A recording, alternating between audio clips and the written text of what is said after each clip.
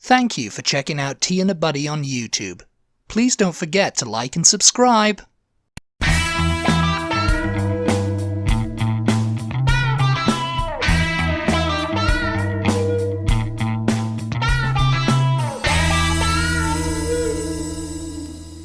Hello and welcome to the Tea and a Buddy podcast on this Boxing Day with me, Dominic. And me, Erica. And I hope you all had a Merry Christmas. We did. Yes. Yes, it was very lovely. It was lovely. Very delightful.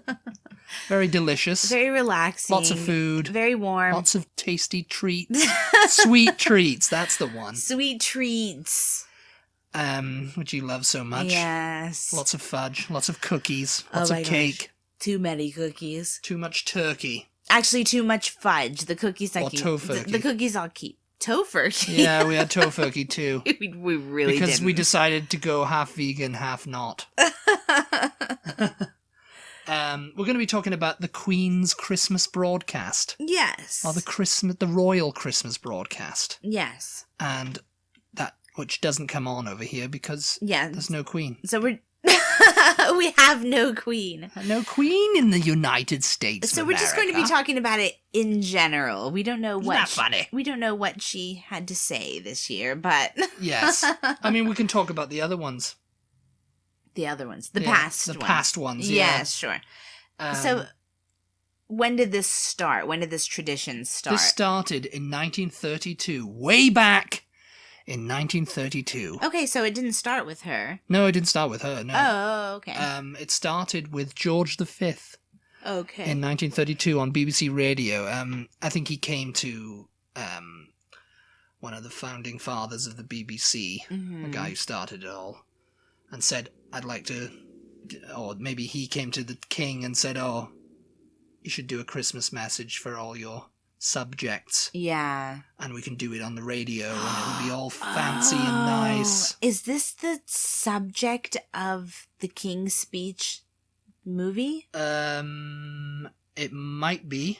Yeah, I can't remember. Or it might not. Or it might. No, I think that was his first speech as king. Oh, okay. That was his first speech as king. That was. Yeah, I think it wasn't anything to do with the Christmas It was on the speech. radio, but it was just a general speech. It was just a general speech, I think so. Yeah, I'm not sure. It might have. The Queen doesn't really give. That was George VI. The Queen doesn't really just give general speeches now, though, does she? No, not really. No, Yeah. I mean, it's only a few short words, like when she's opening a shopping centre or something.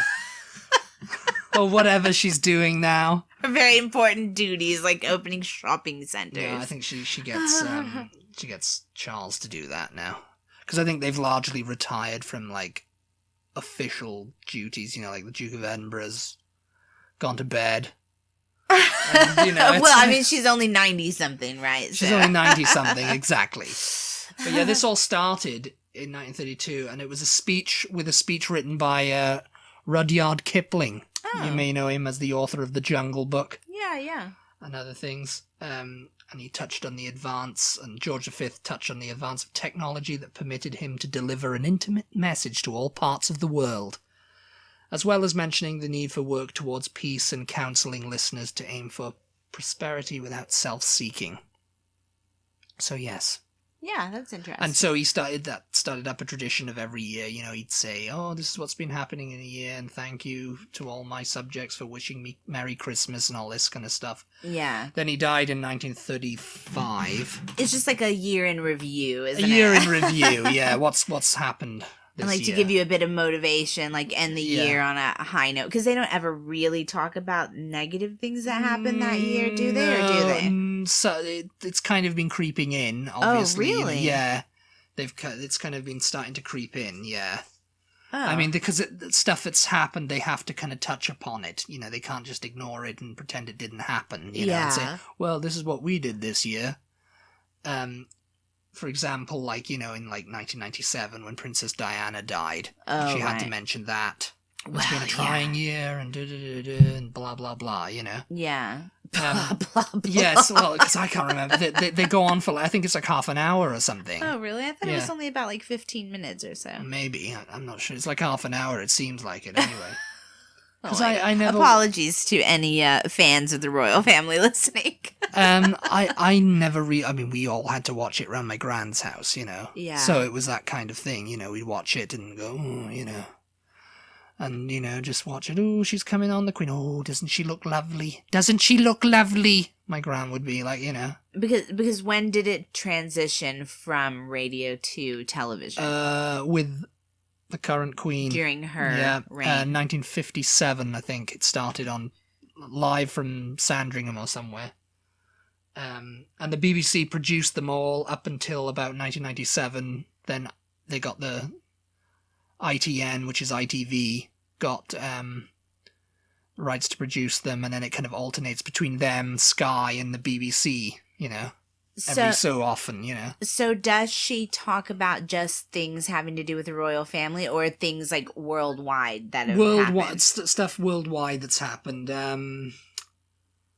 You know, during the 40s, you know, it would be like they would be talking about the war and stuff. Right. You know, George VI was talking about the war in his messages. I think in the early 90s, she was talking about the Gulf War and stuff and what was going on there. And, you know, I think nowadays it's kind of more of just like, oh, there's uncertainty in the world and you know, because there's nothing really Afghanistan, you know. Right. All that in the Middle East and stuff, you know. Right. So this year, would she potentially talk about... climate change, you know, she'll touch on all the kind of like... political things? Yeah, I mean, but not making it obviously political, you know. Right. But there'll be a subtle message in there somewhere. So like that's what they say anyway. So this year, we haven't talked about it actually, because I think we had pre-recorded all of our podcasts up until this one. Yeah. So we haven't talked about the election results, I don't think. Yeah, it was a sad day for the Reds. Maybe we did, I'm not sure, but... sad day for Corbyn, everybody. So, yeah, do you want to just quickly... Yeah, the Conservative Party won quite the majority. Just in case you didn't know that. Boris is back as PM. So is that something that she would mention in this year's speech, possibly? No. She kind of like subtly hinted it, and, you know, because I don't know if she's even really spoke about Brexit. Oh, really? Yeah, in the last couple of years, you know. Because, I mean, you know, it's supposed to be kind of like thing, but there's like subtle kind of like, oh, and the British people have had to go through a trying time this year with this thing, you know. This thing that we can't talk about, you know. This thing that must not be named. And we must all be united, you know, this kind of thing. You know, we must all be united, get united. Everyone's got to be united. United Kingdom. Right. It's, you know. So it's sort of a little bit like the President's State of the Union address. A little bit. Only much shorter, It's much shorter, and it's just kind of like a message and goodwill to all. Speaking of the election. And there's a theme to them. You know, usually, like, in the mid-60s, there would have been a theme, like, about the family unit, you know? Oh. We must all concentrate on family. Like, this year, it's usually about family. This Christmas, we must all be together as a family and, you know, love each other. And I think, apparently, George, William and Kate's boy, Prince George, is going to make an appearance. He's going to feature heavily in it. Oh, yeah. Because usually what they do is it's not just her talking, it's like something that's bits that have been edited together and stuff that's been pre-recorded, a little bit like this podcast. You know, she'd pre-record them, and sometimes I think during the 50s they do them live on Christmas Day, you know. You join us from Sandringham House just after we'd eaten our turkey, you know. Yeah. How are you all today? But speaking of the election, there was a little bit of a faux pas with Jeremy Corbyn in an interview, wasn't there? Was there? Where he was asked about this speech. Will he be watching the Queen? Are you going to watch this Queen Christmas speech? Because like the Queen speech it's usually on in the morning, so yeah, I'll watch it. Oh, what? Did he say I won't watch it or will watch it? I can't remember. No, he said, I'll be watching it. Yeah, and then I'll go and do the gardening and whatever. We'll it's like everybody's like, it comes on at 3:00. It doesn't come on in the morning. Yeah. It comes on at 3. It's like, it's broadcast at 3. I can't remember exactly what he said, but he definitely got the time wrong. I can't remember whether he was like, I don't. Sometimes we don't catch it because we're opening presents and all of that, and it comes on in the morning. So, and the woman was just like, it doesn't come on in the morning. It's come on at 3:00 for like ever. It's come on at 3:00 since it began. I think since it began being televised. But yeah, sometimes there's no message. Like in 1936, there was no message because he'd buggered off. What? He'd abdicated. Oh! So there was no message. It was like, you had no queen. Oh my God. You have no king. That's so weird. You have no king or queen this year. So get on with it. So if it comes on at 3:00, what time is Christmas dinner usually eaten in Britain? Usually around 1 or 2. Okay. Yeah. So like about the time you're finishing your dinner. About the time you're finishing your dinner, it's like, everybody just wants to like stretch out on the sofa. I don't know. I mean, obviously in my family, or my dad and me, it was just me and my dad growing up. He didn't like the royal family, so it wasn't a thing to watch, Right. My gran did. So if we were around my gran's, it was like, it's on. We've got to put it on. Put on the Queen's speech. Oh, got to watch this, And I was like, and my dad would sit there with his paper hat on, just like, just grumbling. You get grumpily looking at it like, why do we have to have this on? I don't care. And, making like snide comments and, sarcastic. Yeah. Stripping with sarcasm. And of course, then they'd get into an argument about, like, she was in the war, Headley. She was in the war. Oh, yes, she was. Oh. It's like, oh, God. Families. Aren't they wonderful? Especially the royal ones. But, that kind of thing started. And then, of course, around the early 90s, Channel 4 decided, it was kind of like an accident, I think, this tradition started of doing an alternative Christmas message. What? It kind of happened when they were doing this series on Christmas in New York. They had Quentin Crisp. You know who Quentin Crisp is? No. He's Sting wrote a song about him. He was a playwright. An Englishman in New York. I'm an alien, I'm an Ingledalian, I'm an Englishman in New York. That was a hit song.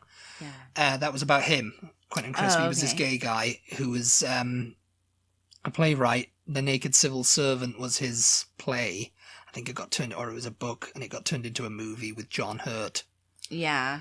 And they asked him to do this alternative Christmas message for people, and he did. And it was kind of like a funny, jokey thing. And then it kind of became like a thing, like every year they'd have like a contemporary or controversial celebrity do it. Oh, Someone who's been controversial that year. Yeah. And, like to give the Christmas message. But sometimes it would be very serious. It'd be like, I don't know, like in recent times, victims of the Grenfell fire. Oh, God. They did a, victim, 5 survivors of the Grenfell fire did it. And, and then it would be like, like someone who was on Wife Swap that year that was the, I'm surprised they haven't got anyone of Gogglebox to do it. Giles and Mary are perfect for that kind of thing. Yeah. To do the Christmas message. Yeah. This year it's going to be John Burko, who was in, last year it was Danny Dyer. How long have they? Oh, since the 90s? Since the early 90s, about 1993 or 4 or something. I mean, people in Britain will know this. But it's like the alternates. And they do that in direct competition with the Queen? I don't know if it's in direct competition, but it's around the same time. Maybe it'll come on in the evening. John Burko, he was the Speaker of the House in the House of Commons. He's just retired from that role or just left it. Mm-hmm. And so they're getting him to do it. Last year it was the actor Danny Dyer. Yeah. Who's a direct descendant of the royal family. Yeah. Direct descendant of Henry VIII. And so he did his bit. Jamie Oliver did it one year, and it was like a sketch of like him cooking up turkey twangers. Because, he was like obsessed, it was like a funny sketch. Yeah. That kind of thing. It's just, that's the kind of thing they do on Channel 4, Yeah. Also, the Queen's speech, it's just all, it's gonna be interesting to see Charles do it. Or William even, Yeah. Because, she's been doing it for so long. Yeah. 70 odd years now. Yeah. Some people's entire lifetime. Yeah. I imagine. Yeah. Yeah. So that's another interesting kind of a little bit quirky, I guess you could consider it to be British tradition. I mean, for everything that there's a tradition of, there's got to be an anti-tradition of. Yeah. Like that's the alternative Christmas message. Right. It's like, something that comes on every year, it's like, oh, well, we're going to do this. And it's, sometimes it has, as I said, sometimes with the royal family, there hasn't been one. I think in the late 60s, there wasn't one. Oh, that's another thing. In the 1968, she touched on brotherhood and mentioned the assassination of Martin Luther King. Oh, really? So, it's not political to Britain, but it was, Yeah. They haven't really, we haven't really seen her do that in The Crown, have we? What, the Christmas? Yeah. Yeah, they did. Did they? They showed the... that's right. In the, It's like, oh, this is going to be the first time, and, she's there with her hair and everything, and she's getting her hair, and she's doing it from the thing, and she's like, oh, yes. And you can go watch them on YouTube. I think the royal family have put them up. Oh, really? They put them all up. Well, all the televised, the big ones, anyway. Yeah. Every year. The big ones. The selection of them. The small selection of them. But anyway, I think we're finished with that topic. Just to cut you off. Anyway, you're done. You're finished. Finished with that topic. Time's up. Time's up. No, we have to... I don't know. I've got to work on my transitions here. We have to, quickly, before we run out of time, talk about Boxing Day. As you mentioned, today is Boxing Day. This does not exist in America. I mean, the day exists. Yes. The day exists, but we don't have a name for it. It's just the day after Christmas. The day after Christmas. Yeah. Boxing Day. What can you say about Boxing Day? I mean, really, I don't know where it started coming from. I mean... We've looked it up several times. There's several theories. It's like the day when you get all your boxes from your presents and stuff and box everything up and, to take back. Or whatever, that's like a retail thing. But there's also that kind of thing from, when everybody was like a servant in a house. That was the day they got their Christmas presents. That was their Christmas day, Yeah. That was the day they'd get a box from their employer, so to speak. Right, okay. Like Lord Grantham would give Carson his Christmas presents to put it in on Boxing Day. Yeah, that kind of thing. And that's and some people have debunked that, and I don't know where it comes from. I mean, people say, oh, that was the day that traditionally there was boxing on. It's boxing on TV. I was going to say, the first time you mentioned Boxing Day to me, like when we were just kind of getting to know each other and stuff. Oh, what are you, Boxing Day, whatever, television, or what are you going to do on Boxing Day, or I can't remember what I think situation Boxing was. came on, yeah. But I thought it meant like, oh, well, that's the day. It's the day after Christmas. It's a big, like, day everybody in Britain watches boxing. I mean, it could have been. I mean, I think they do put boxing matches on. Or they did. Yeah. I'm not sure, but yeah, I don't know why we call it Boxing Day, honestly. I mean, there's several theories. Somebody said... I mean, there's no definitive one. Yeah. I mean, like you... It's just like we call it Boxing Day, and I think we call it that in Ireland too, and they call it in some parts of Europe. I'm not sure. You'll have to let me know. Do you call it Boxing Day in Ireland?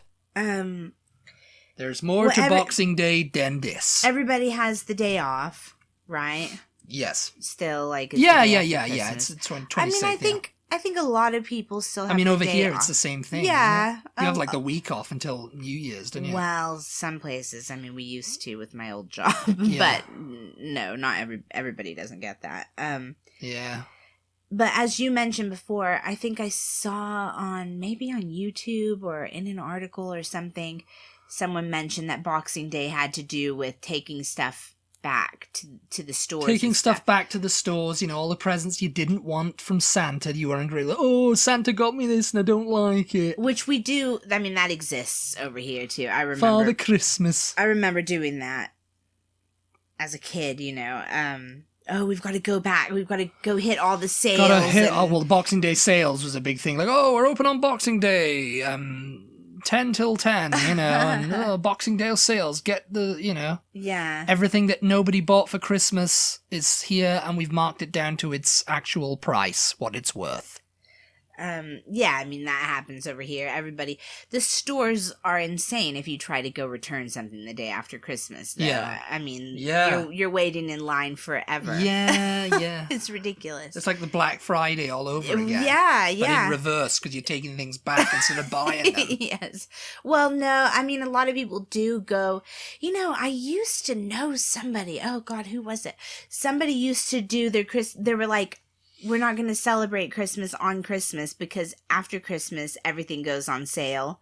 So we'll celebrate it on New Year's Eve or New Year's Day or whatever. A couple days later, let me go hit up all the sales the day after Christmas and I'll get everything and then we'll do Christmas, I mean, some people don't celebrate Christmas on Christmas. They have a Christmas like 2 weeks before. Yeah. Or they have it days after, There's extenuating circumstances. And you know what? Some people don't celebrate Christmas at all. Some people don't celebrate Christmas at all. No. And I apologize for those people who are listening to us because we have had a lot of Christmas-related content over the last couple and I'm of weeks. very sorry about that. But it's all done. It's all finished now. This is it. This is it. This is the end. Yeah, we're back to our regularly scheduled programming. Yeah, we have not just waffling about everyday things. Yes. That aren't Christmassy. Oh, I just looked it up before we wrap up Christmas. Google says that a Christmas box in Britain is another name for a Christmas present, and Boxing Day was traditionally a day off for servants and the day when they received a Christmas box from the master. The servants would also go home on Boxing Day to give Christmas boxes to their families. The almighty Google has spoken, everyone. The name apparently is a reference, though, to charity drives. Yeah, like Salvation Army and Red Cross and British Heart Foundation and British Scope, whatever, would come out and they'd shake their tins and say, can you spare change? Like in a Christmas Carol. Like in a Christmas Carol, yes. And Scrooge would say, bah humbug. It's a poor excuse to pick a man's pocket. Yes. Every December 25th. But yeah, and a Christmas box. Yeah, my gran used to call it a Christmas box. Oh, what did you get in your Christmas box? Aw, that's sweet. She's like, what did you get in your? I've got to give everyone their Christmas box. And usually their Christmas box wasn't like a present. It would be like money. Oh, yeah. Money, like, I've got to give Alan his Christmas box, my Uncle Alan, and I've got to give my father his Christmas box. Yeah. Did you get your Christmas box? I mean, money is a present, though. Money is a present, because then you can use it to buy things. Yes. Money is a gift. The gift that keeps on giving. So it seems like Boxing Day has a lot of different meanings. As I said, there's a lot of like, why did we start calling it? But yeah, right. Christmas box, it's just triggered a memory of my gran doing that now. Yeah. Did your grans used to call it a Christmas box? Do they still call it a Christmas box? But there's no kind of traditions on that day. People usually have a curry from all the turkey. Usually make a curry out of all the turkey. Oh, yeah, that's traditional? That's kind of a traditional thing. But I don't think it's like, set in stone or in Magna Carta or anything, It's someone, like I remember a lot of families like, we usually have a curry. If there's anyone British listening, do you usually make a curry out of the turkey, the leftover turkey for Boxing Day? Let us know. Yeah. Yeah, because I remember a few families did that. We didn't. Yeah.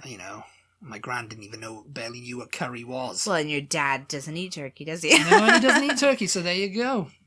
Anything else? Any other traditions? Anything that's traditional? Traditional on Boxing Day. I mean, there's no real after... Catching up with, like, shows and stuff, you know, like they repeat a lot of stuff they repeat, like, Christmas specials from the night before. If you didn't get it that night, it'll be repeated again on Boxing Day. Oh, okay. And I think it was, you know, usually it'd be like Morecambe and Wise Christmas special, and, you know, stuff that comes on Christmas Day, comes on Boxing Day and stuff like that. Yeah. 1967, famously, it was Magical Mystery Tour that replaced all that. Yeah. Everyone liked it. Everyone was hoping to see Morecambe and Wise get entertained or get a laugh, but they got Magical Mystery Tour instead in black and white. But then they repeated it a few years later in colour, and everybody loved it then. Yes, everybody loved it. Yes, thank you, Ringo. They all got the message then. They loved it. If you don't know what Magical Mystery Tour is, it is a made-for-television film by the Beatles. Yes, broadcast on BBC One at 6:30 or 7:30 on Boxing Day 1967. Yeah. They starred in it. Of course, all the music was them. Yeah. And as someone when I wrote a blog about it for the BeatlesThroughTheYears.com, if you haven't visited that website, we run that too. I wrote a blog about it a few years back, and someone commented as, I just don't like that movie. I like the Beatles, but I just don't like that movie. It was just a bunch of goofy crap. Bunch of goofy crap. And it was. Yeah, it's not very well loved. I mean, it never really got a release over here until, like, the 70s when it started hitting the college circuit. Yeah. You know, all the college students like, have you seen this movie by the Beatles that they did? I say, yeah, I wasn't there. You were there. You were there with Lorne Michaels and everyone else. But anyway, that's going to be it for us. That's it for us for this year. Goodbye. Well, no, they'll hear from us again on Tuesday. You'll get your New Year's message in. Well, I don't know about a New Year's message because we have had a request on our Patreon page to cover New Year's traditions over there. So I think we're going to do it on Patreon, so you people don't even know what we're going to say. So I think if you guys are interested in hearing us talk about British and American New Year's Eve and New Year's Day traditions, then you might want to venture over to our Patreon and have a look or a listen. There are different levels which you can support us at, just like $1, $2, $3. I think is all we have. $3 at the moment. Yeah, and that's monthly. And if you choose to make a contribution like that, then we do have different rewards at different levels. Like we do a Q&A. We're going exclusive to do content, exclusive content, including things like Q&As, secret podcast shows that are only available to patrons, like the New Year's one. Our patrons this year got a Christmas card from us, so if you join now, you will get one next Christmas. Yes, you will. Dominic has an album. I have an album. Have available on there. Yeah, so there's my very first album. There's some going to be one. There's going to be another one coming. There's some exclusive content. We do ask questions like, what do you want to hear us talk about, and do you have any questions for us, and things like that over there as well. So, if you feel like it, check it out. Check it out. And if not, then that's cool too. We thank you for listening, and we thank you for sharing us everywhere we go. Yes, we appreciate you. We hope you had a happy Christmas yesterday. Happy Christmas, everybody. War is over. We hope you enjoyed that song. Yeah. Tacked onto it, because that was me singing. And Erica and her niece Addison. Yes. We had our little 9-year-old niece sing with us on that. Yep.